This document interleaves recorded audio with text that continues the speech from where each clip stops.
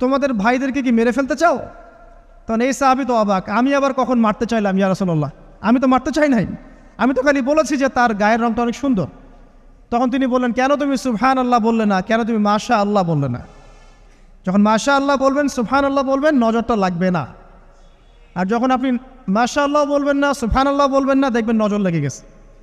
আপনি বিশ্বাস করেন ব্যবসা খুব ভালো চলছে, মানুষ বলল যে বাহ তোর তো ব্যবসা হেভি, লালে লাল শাহজালাল, ঠিক আছে, দেখবেন আপনার কেনা বেচা বন্ধ হয়ে গেছে।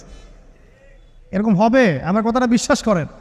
এটা কিন্তু সায়েন্স প্রমাণ করতে পারবেন না, আল্লাহ এবং তার রাসূল বলেছেন, তার উপরে কোনো সত্য নেই। আছে সূরা কাহফ 29 নম্বর আয়াত পড়ে দেখেন, আল্লাহ পাক বলছেন, ওয়াকুলিল হাক্কু মির রাব্বিকুম, সত্য সেটাই যা তোমার রবের পক্ষ থেকে আসে।